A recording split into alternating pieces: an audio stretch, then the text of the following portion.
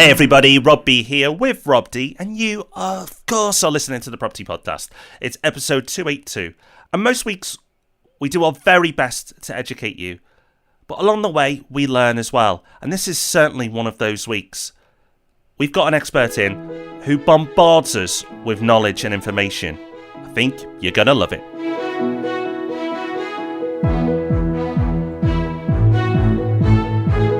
Yes, welcome to the Property Podcast, where every single Thursday, property investors just like you come together to be informed and inspired. Today, if refurbishing properties or doing developments forms any part of your property plans, do not go anywhere. This could be the most valuable 20 minutes or so of your entire year. That's not us being big-headed, that's a reflection of the quality of our guest today. As well as that, we've got not one but two news stories, and in Hub Extra, we've got something that might just make you think about life a little bit differently. All that coming up. Okay, so we got big news this week, Rob, and that is that our prediction show has been ruined by interest rate rises. Well, it might be ruined, they could come back down again. What am I making no sense over? What's in the news this week? Well, this is the news that Mark Carney is an idiot who has ruined my predictions by raising the base rate from 0.5% to 0.75%. He didn't call us, Rob. He didn't consult with us. I mean, what is going on? No, for some reason, he's prioritising the needs of the UK economy over my feelings, which I just think is ludicrous. And they should probably disband the Bank of England and bring it all under control of politicians again, because it worked really well when they did that before. So that's the story. We talked about it in a lot more detail on Tuesday's Ask Rob and Rob. So if you haven't listened to that yet, download it and queue it up to listen to straight after this, because we go into what the short-term effects of it might be, put it into the context for the long-term, and tell you what you should be doing about it right now, depending on the type of mortgage you have. Yes, so if you haven't listened, go and listen to Tuesday's episode where we dig in deep. We have another news story as well this week, and it's a worrying headline. Landlords face up to a 17-week wait to evict problem tenants. Not great, Rob. Not great at all. Now, obviously, not all possession claims get this far. Like, most of the time, you don't have to do anything other than issue a Section 21 notice. Occasionally, it will get to court, then the tenant will see the game's up and they will leave. But if they cling on to the bitter end and you have to wait for the bailiff to show up, which has happened to me once, it's a rite of passage for every investor, you could be waiting 118 days, which is a pretty long time to be going without rent. We'll link to the article in the show notes because there's some interesting stats in there. The one that really jumped out at me is that if you've got rent guarantee insurance, the average rent guarantee insurance claim is £4,341.22. That includes the lost rent and the legal expenses, which is a lot more than I thought it would be, to be honest. So to put a bit of context to that, if you're paying about £12 a month for your rent guarantee insurance, which is round about what it normally costs, that is equal to 9.25 years of payments. So if you're likely to make a claim more than once every 9.25 years, you're probably going to come out ahead. So I kind of thought that with rent guarantee insurance, it's one of those things that you do for peace of mind and because you want to even out your cash flow and not have the possibility of going that long without income, but you wouldn't necessarily get a financial benefit. But from the sounds of it, you are actually pretty likely to come out ahead because once every 9 years, you probably are going to have a tenant who goes bad, no matter how careful you are, because in property, things do go wrong. So we'll be linking to that story and everything else we talk about today in today's show notes. Now, on our main topic this week, we are helping you with one of the major pain points that a lot of investors have. Because a really popular strategy in property is adding value by refurbishing. So you manage to get a property at a really good price because not that many people are interested in because it needs some work doing to it. You do that work and then you realise the increase in value either by selling it on for profit or by refinancing and pulling some of your money back out. If you are handy enough to do all that work yourself, then no problem. But the majority of investors either don't have the skill or don't have the time, so end up hiring a builder. And if you've ever hired a builder before, whether it's for a major refurbishment or just a little fix, you'll know that things don't always run entirely smoothly. This challenge is compounded when you're investing away from where you live because you're less likely to have a trusted builder in your network, and it's much harder for you to meet multiple builders and to keep track of projects once they're underway. So we're aware that this is a big barrier, and so today we talk to a true expert to help you overcome it. Yes, we've got Ian on the show, who's an investor himself, and he's a builder. Now, you may recognise Ian's voice because earlier in the year, he was on our first episode of The Journey. So go back and listen to that if you haven't already. But by listening to Ian's journey, we were really impressed. So we dug in a little bit more. And his experience is vast. He's got over 30 years experience in construction. He's worked with major home builders. And he now runs his own construction company, which focuses on refurbs. So we started off by asking Ian, how do we find a builder and what should we be looking for? Finding a builder is the holy grail. The question is finding the right builder, I think, not just any builder. Asking around is probably the key. Being an investor, you've got to put the work in and take references. They've got to be recent references. Not here's a project we did back in 2015. In recent references within the last 6 to 8 months, I would say. And then you've got to get in your car and go and have a look. Any reputable builder won't mind you going looking at work that they've carried out. I mean, it's similar to buying a car. You wouldn't go and order a car online and have it delivered, second-hand car delivered, without checking it, driving it, viewing it, touching it, feeling it. You want to see and feel, and similar to a builder, really. You want to see and feel what they do, what their end product is, and the value that they've given previous customers. Plus, you want to meet the builders, and you want to meet them with an open mind. A lot of builders get bad press, and some of it's deserved and some of it isn't deserved. So finding a builder, I think, ask around, take references, and assess your own gut feel on what you think. Because a good builder, it's all about communication. Communication is the key. There are many builders that can put extensions up, they can refurb properties, but communication is vital. And you'll only get that instinct from when you meet somebody. So meeting the builders is crucial. It's great to hear again and reinforce the lesson, but there's no shocks here. We talk about research all the time on the podcast, and this absolutely applies when working with builders. And I think he raises a really good point as well around communication and how key that is. It's absolutely vital that you regularly engage with builders. You can't just assume that they're going to do a great job, even if you do all the research. And just reminding them that you're there will go a long way to increasing the odds of you having a successful project. But it's not always plain sailing. We may find a builder, but what happens if our first choice is unavailable? What should we do? At the minute, I would say that most good builders are busy. The difficulty for a builder, speaking as a builder, is to try and balance workflow. Things do overrun, unexpected items crop up, and what you think might take 6 weeks maybe take 8 weeks. And people don't wait around, so the more you can plan and prepare, the more chance you have of keeping that timescale or being flexible with your own timescale, knowing that you've tried to organise it earlier on in the process. You've got to find what the right builder is for you. The right builder might be someone that you want there on the date, in which case you're limiting your options on which builder to choose. The right builder for you might be one that's the cheapest, in which case you're limiting your options. The right builder might be one that delivers on time every time, in which case you've got to find what's most important for you and then go forward on that basis. That's such a great point. Hiring a builder is no different from anything else. You're not going to get it all. If you want the person who's going to give you the best price, you might have to wait because people who are cheap are often in demand. Or if you want to have a really high spec finish, you're clearly not going to get it done at the absolute rock bottom price.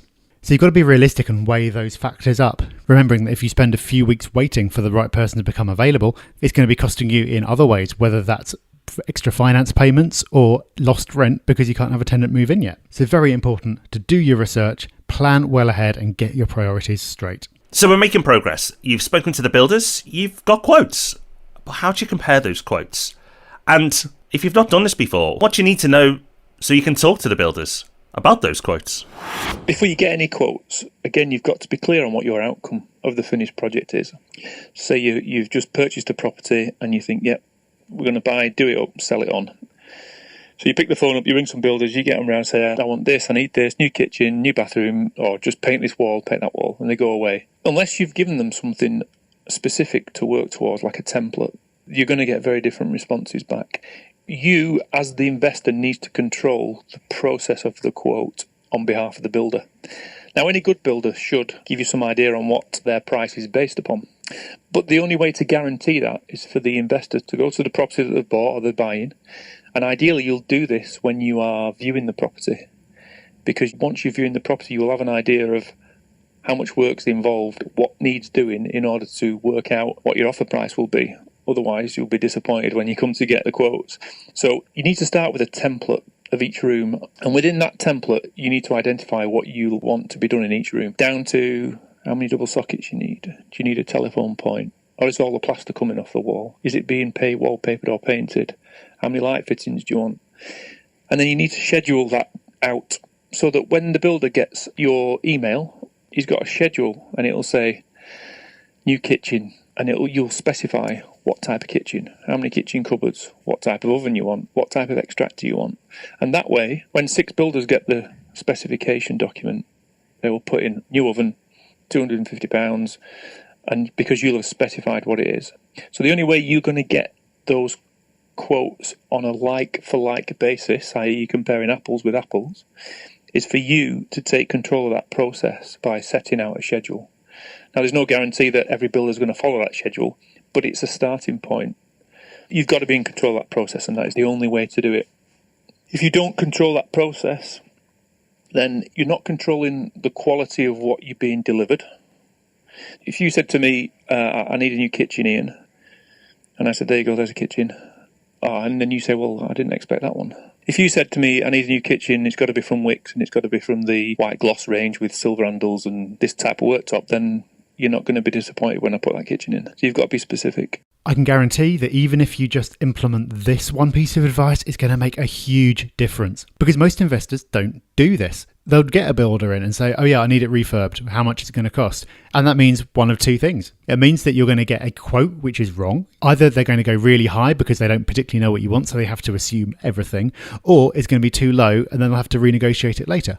Or they just won't bother to quote at all, or it'll fall to the bottom of their list because you seem like someone who's going to be hard work because you don't know what you want. The point that Ian's making here is that you have to be in control. It's your job to help them to give a good quote. That might not be something that you're comfortable with if it's an area where you're weak, but that's your responsibility. So if you do that, you'll have at least a few quotes to choose from, which is a really big step. But that does just lead you into your next challenge. How do you, as someone who doesn't have that much knowledge on the subject, choose between those quotes?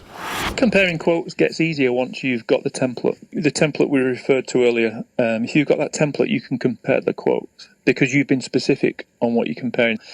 If you specified that you need to take the kitchen out and replace it with a kitchen, and you've specified what that kitchen is, it's a Howden's kitchen, it's white gloss, it's this worktop, it's this splashback, it's this oven, this hob, this extractor, then you've got certainty that your quotes are comparable because you've led that situation.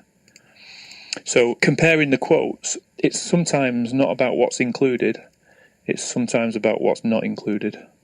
That's the biggest thing I've learned. Two things. One is what's included and what's not included. What's not included is more important. And then the second is the overlap between different trades. As an example, what I mean by that. So your project is finished and the builder walks away, but he's not priced for the carpets, because that's not what he does. So you go and get a quote for the carpet man. The carpet man comes in and says, oh, well, the floor's not really prepared properly. So that's going to cost more than it would do normally. So you feel a bit disappointed about that, as the customer.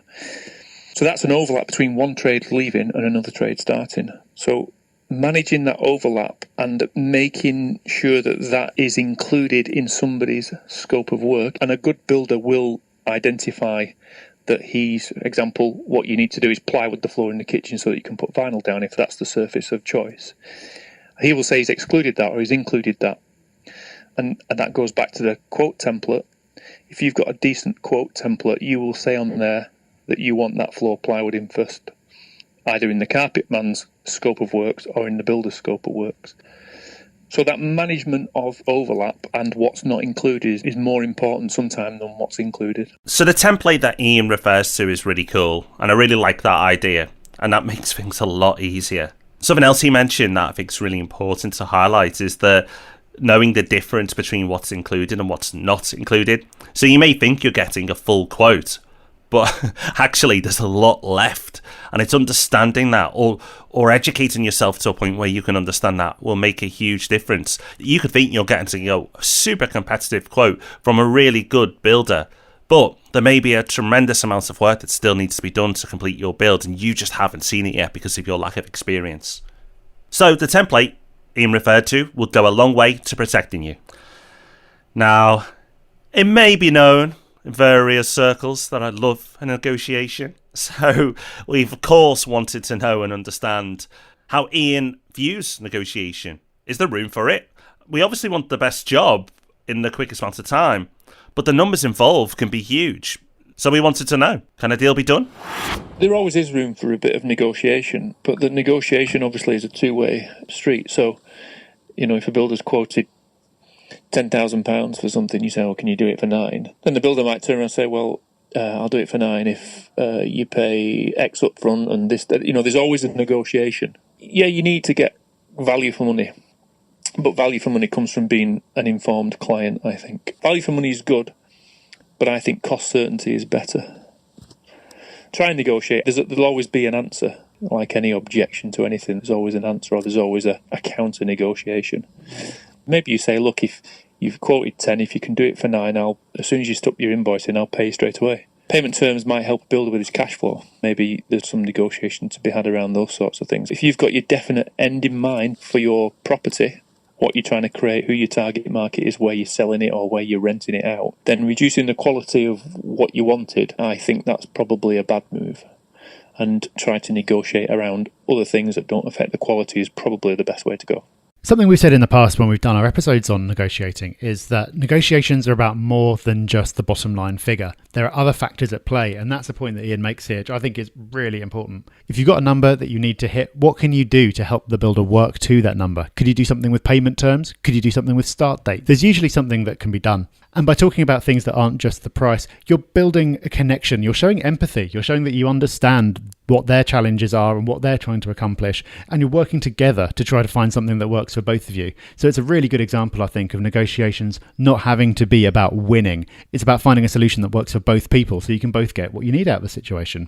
Ian also makes the point that cutting corners can cost you in the long run. Always important to look at the big picture. If you save 500 quid today, but it means that you can't achieve as high a resale price, or you can't get as much rent, or you have to do the whole job again in a couple of years and it costs you thousands of pounds, then that's not really a saving. So of course you want to get the job done as cheaply as you can, but don't be tempted to push it too far. Now at this point, most people will be so relieved to have the sweaty palms business of negotiating out the way that they'll just want to crack on with the job straight away. But there might be another step in there, and that's drawing up a contract for the work that's to be done. Some people insist on having a contract, others just aren't bothered at all. So from a builder's perspective, what's the right way to go on this? I'd say a good builder is more valuable than any written contract, and it comes down to communication. There are lots of contracts out there, the standard forms of contract. There are some simple forms of contract that you can download from the sites like the Federation of Master Builders. There's Home Pro, which has contracts, simple contracts that define start dates, define end dates, and explain how to deal with variations or things that change during the course of the contract. But it all comes back to communication. It all comes back to communication. And as the investor, speaking as an investor, if you take a builder on, he starts to work, you can't walk away from that. You can't just expect to turn up on the end and think, yeah, is it done? Is it not done? Why have you overrun? You've got to be speaking to him every other day. You've got to visit the property. I mean, I know sometimes that's difficult when people buy properties in different parts of the country, but then there's other ways of dealing with that. If some people, it will make them feel a bit more secure having a contract, but not necessarily. Sometimes contracts can be just as bad as they are good in terms of that it can delay things. If you feel like you need a contract, then a simple building contract, you can download those. But they do take some managing, and you'll need to be on your game to manage them in accordance with the contract. I have to admit, I was a little bit surprised by this answer.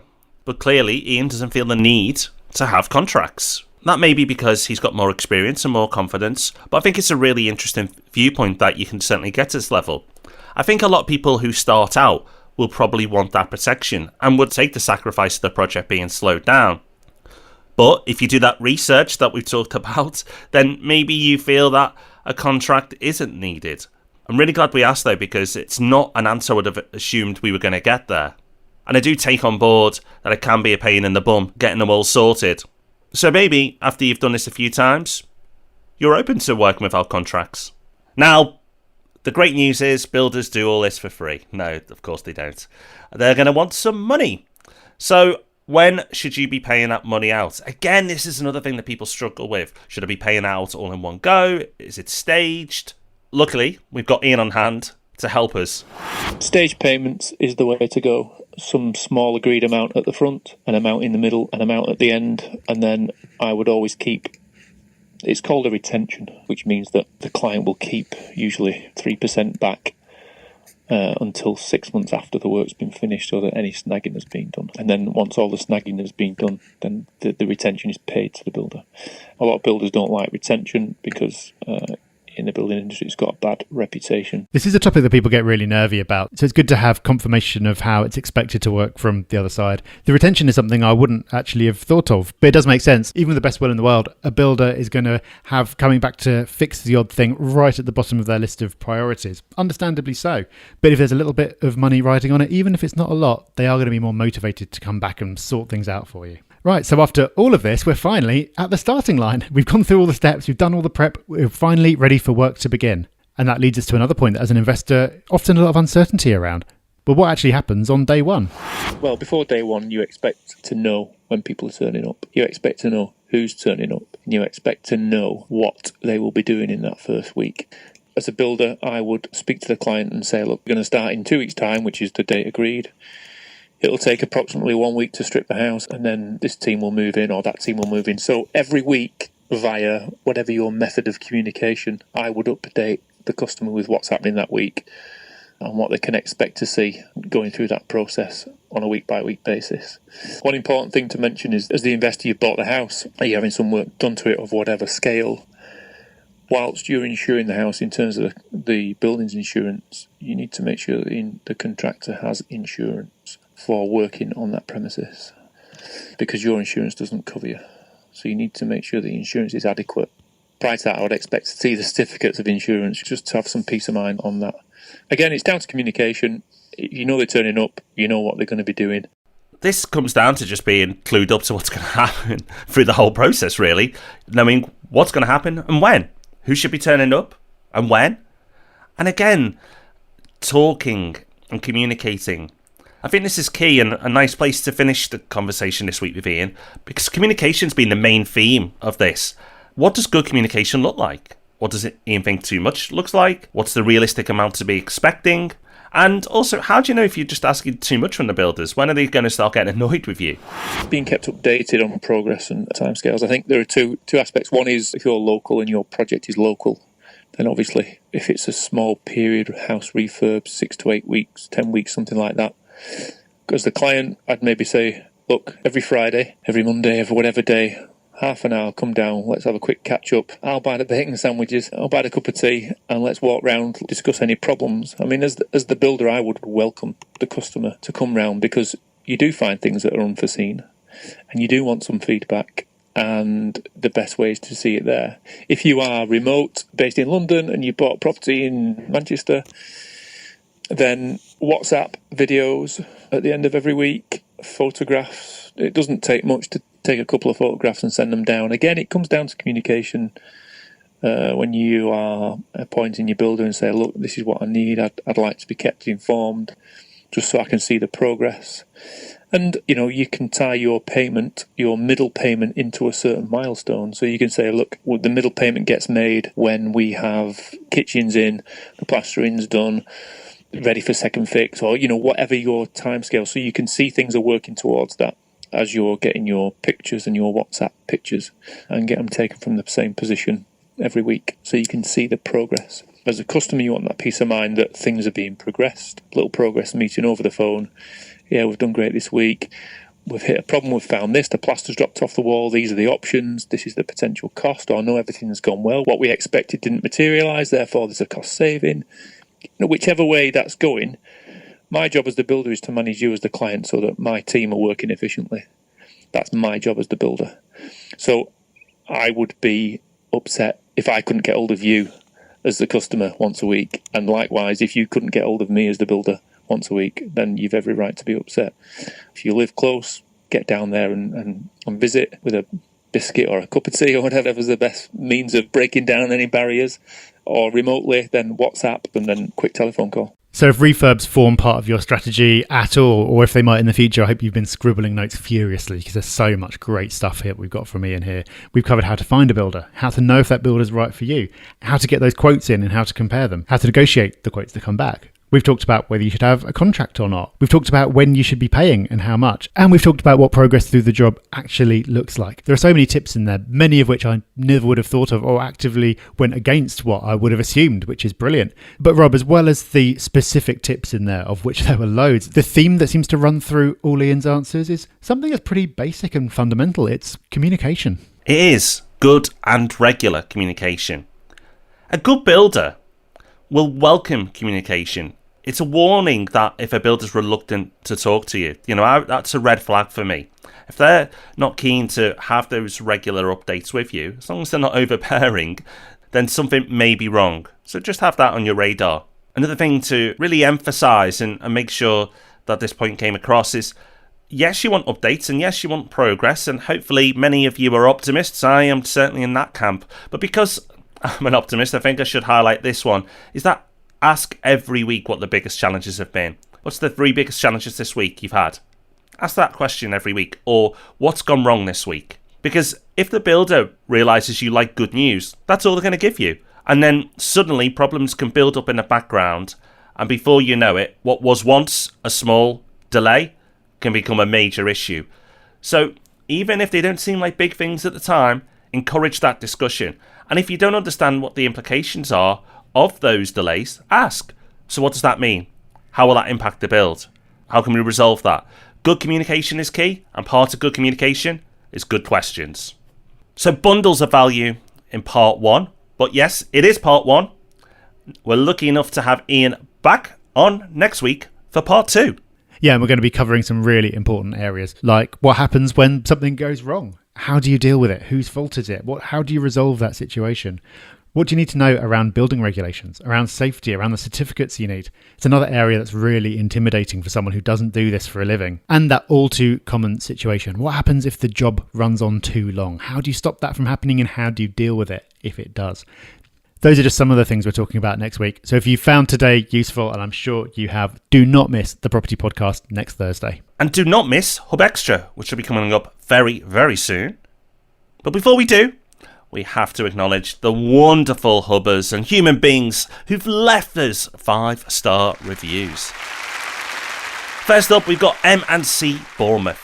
Excellent podcast. The podcast has been the main factor from us going from accidental landlords with a single rental property to true property investors with our first buy-to-let in Stockport. This is the start for us, and we intend to continue to build our portfolio. Thanks for helping us on our property education journey and giving us the motivation to take action. Oh, well done, Bournemouth. Wonderful part of the world and wonderful progress. Well done. And another one in from JB8902, who says, with a continuous delivery of practical advice on offer, Rob and Rob never fail to add to my knowledge and understanding of property investment. From the intricacies of arranging finance to the practicalities of conducting a viewing, this is the podcast that's without doubt saved me time and money on my property journey. Rob and Rob continue to absorb complexity and deliver simplicity to listeners in a format that remains fresh and appealing to anyone at any stage of property investment. Thank you for your time and ongoing work. Well, thank you both for wonderful reviews. And thank you to everybody who's left us a review through 800 now, which is a bit bonkers. More than any other business podcast on iTunes, which is just a bit crazy. Onwards to 1,000, Rob. Yeah, very much so. We love hearing kind words, and more than that, we love hearing about progress being made. So that is awesome. Right, it's time for an exciting part of the show. Of course, it's Hub Extra, where we give you more inspiration, more knowledge, more tools. It's our way of giving you, well, just a bit extra. And of course, this is paired up with the Hub Extra email that goes out every Friday to all Property Hub members. Absolutely free in your inbox. The most valuable email you'll receive on property every single week. Now, Rob, we've had apps, we've had tips, and this week we've got something a bit different again. Yeah, this week we've got a quote, because apps and software tools and things like that are obviously really useful, but quotes can be super useful as well, because when you find one that you really relate to, it can really get you thinking and look at things in a different way. And that's what this quote has done for me. This is one of my favourites. It's from Mario Andretti, who was one of the world's greatest racing drivers. And the quote is, "If everything seems under control, you're just not going fast enough." So obviously for him, that can be applied very directly, because being a great racing driver means pushing things right up to the limit, but no further, knowing exactly where that line is. But it's such a great metaphor for life as well. And it's a quote that I find really reassuring, because I can't remember the last time things felt under control. And this quote reminds you that that's a positive thing. I think you could almost flip it and say that if everything does seem under control and you've been comfortable for a long time, that should be a warning sign. That probably doesn't mean that you've got everything absolutely nailed. It means that you're not pushing yourself as hard as you could. It really does resonate, this one, Rob, especially the work that ourselves and the whole Hub team have been doing behind the scenes this year. We will be able to talk about that more later in the year, but it's been super exciting and also at times very uncomfortable pushing the envelope. Like, we've really pushed things, and I appreciate this is a little vague, but you'll understand in a few months why if it's felt like that for us.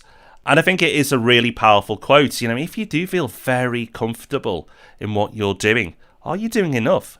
This could be in any aspect of your life, but in property investment, if it all feels too easy and too safe, are you maximising your opportunities? Are you really hitting the goals you've set yourself? You know, we're way into 2018 now. Have you done everything you said you were going to do property-wise? If not, it might be that things are just too under control and you're not moving fast enough.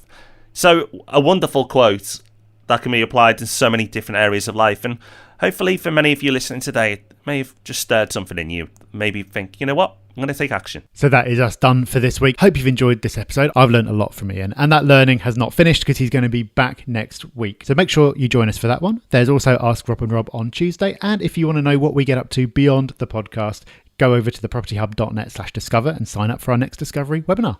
One way or another, we look forward to catching you very soon. Bye-bye. Bye-bye.